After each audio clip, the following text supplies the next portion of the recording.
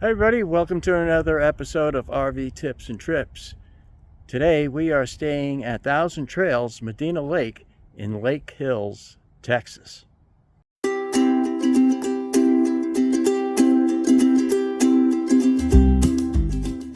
Alright, so there's a historic house here at Thousand Trails Medina Lake.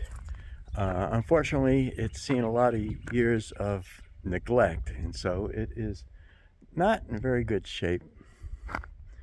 So you can see it's in disrepair. We've been here 3 times. Actually, we were here, the last time we were here was 3 years ago. And yeah, I think it was about 3 years ago. And this building's now in worse shape than what it was then.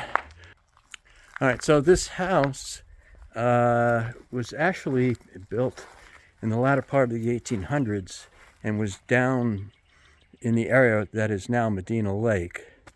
And then they built a dam in 1912 and they moved this house. So this building is protected by the Historical Society. It's considered a landmark. It was owned by John Spittle. There's the road down here named Spittle Road after him. But it's a shame this has just been totally let go. No money invested into it. And it's a shame.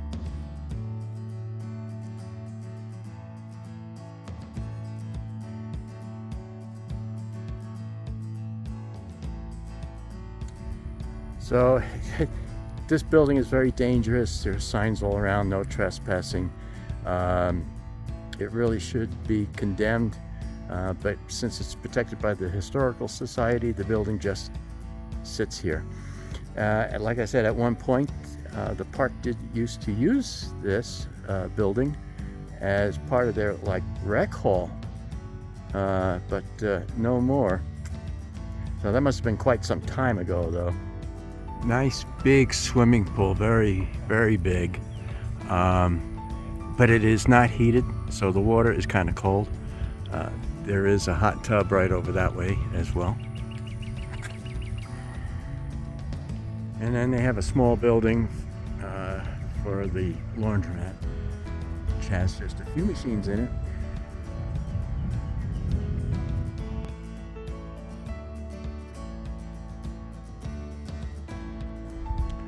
Now there's an old barn on the premises as well, and it looks in pretty rough shape. I don't think I would go in there either. So they got some buildings here with some dangerous situations. Just be aware of that. And they do have some pull-through sites down this center row here. And more pull-through sites over here. So some sites are just 30 amps, some are 50. So as you can see, this park is pretty rustic, but it is kind of quiet here. Of course, it's kind of chilly right now here too, so there's not too much activity going on. So these pull-through sites up here are water and electric, but no sewer. So they do have an activity center here in the center of the park. You can see this building's not that old, but let's go check it out. The activity center, a bunch of tables where people can kind of gather. There's free Wi-Fi in here. And a pool table, but in very, very sad shape, just the one. And they do have putt-putt golf. That doesn't look too bad. If you need clubs and a ball, you have to go all the way up to the office, which is at the very front of the park. So it's pretty far away from where the putt-putt golf actually is. More pull-through sites down here as well. All right, let's go check out Medina Lake. All right, so behind me here is where Medina Lake was. It's not there anymore. Here, I'll show you the water used to come right up in here, and it's now all grass. I mean, it was down here and up there. And we'll go down the road a little further. This is a tenting area, which used to be right down by the water. We'll go a little further down. I believe there was a boat launch in that down there. So this is a fish cleaning station. And people used to go fishing here when there was water. As you see right there. Unbelievable. And then there's I believe that's a boat launch. Let's go take a closer look at it. All right, so this was the boat launch.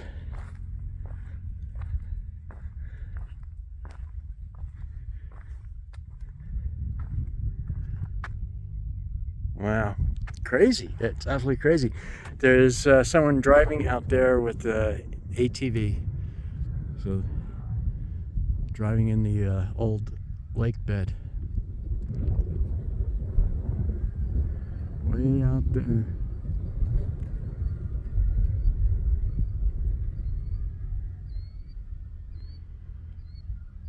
So, where you used to hear boats, now you hear ATVs.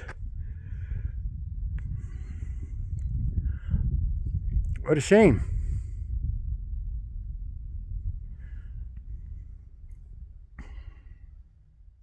So, I mean, there's campsites down here, and these used to be very, very desirable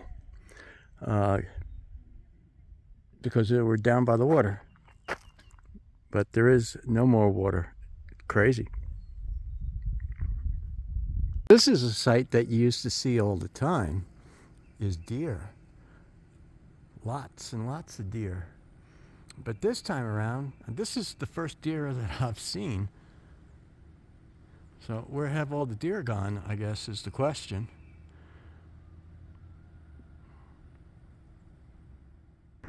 So the roads are paved throughout the park. There are some areas where there's some pretty good potholes, but not too bad. As you can see, the park is rustic. This is considered a preserve. So the campsites, or the loops for the campsites, are really pretty far spread apart. The sites down by the water are a little closer together. But I have found that most of these sites are good size.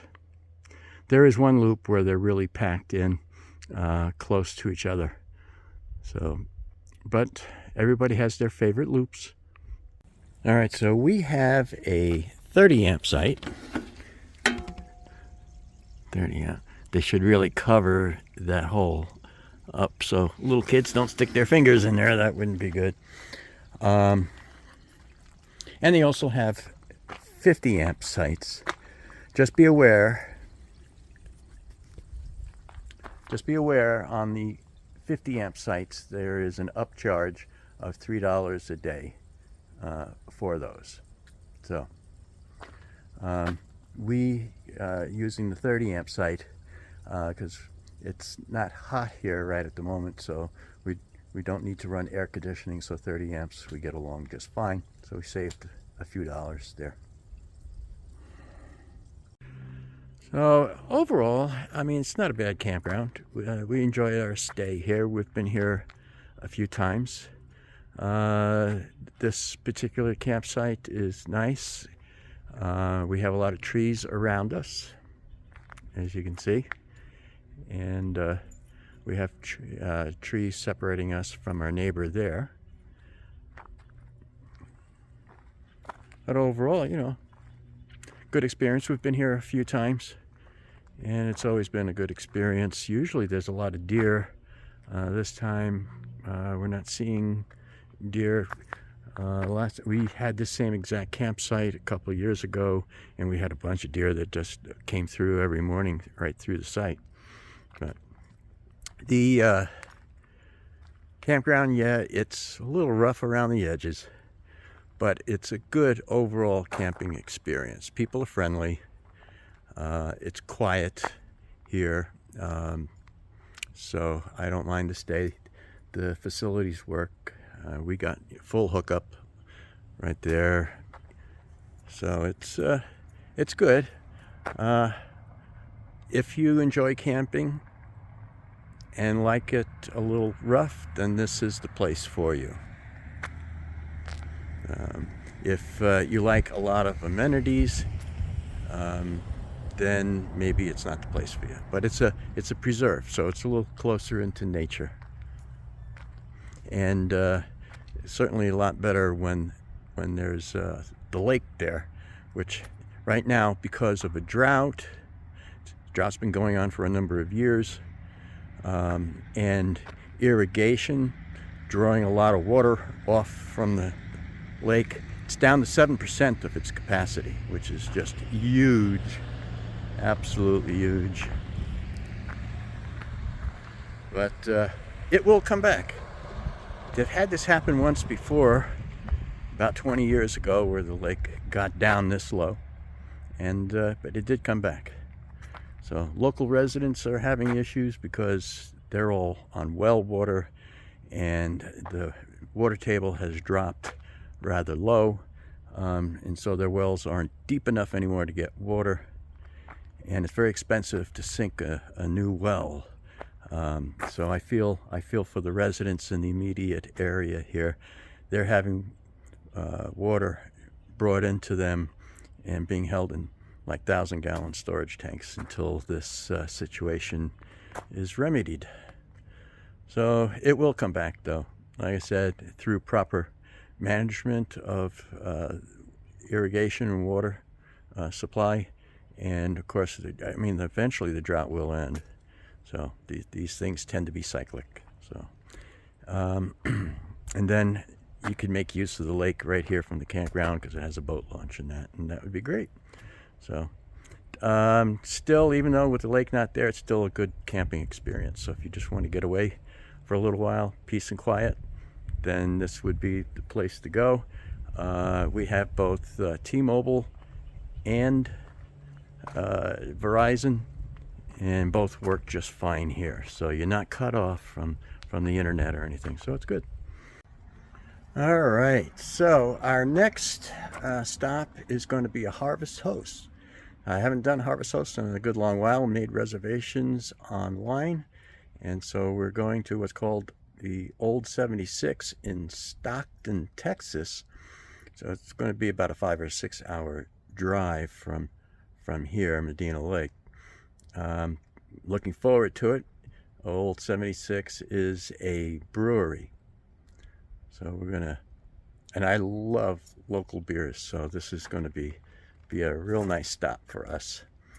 So we're going to continue on heading west. We're going to go down I-10. I said Fort Stockton is the next stop, and then La Cruces, New Mexico, another Harvest Host we're going to be staying with. And guess what? It's another brewery. That's my favorite thing, beer. And then on into Arizona, Benson, Arizona, with the Thousand Trails Encore Park there. So, and we're going to slowly make our way to Las Vegas, and we're going to be spending 21 days in Las Vegas. That's a long one, but we're going to see my father, who's 90 years old, and visit with him, and maybe do a little gambling. We'll see, and do some buffets, of course. So, all right, so that rounds out the video for today. Kind of wraps it up. If you got any questions, you can go ahead and ask questions down below. And until next time, happy camping. Bye now. Thomas says thanks for watching. Don't forget to subscribe and like and share. Until next time, happy camping.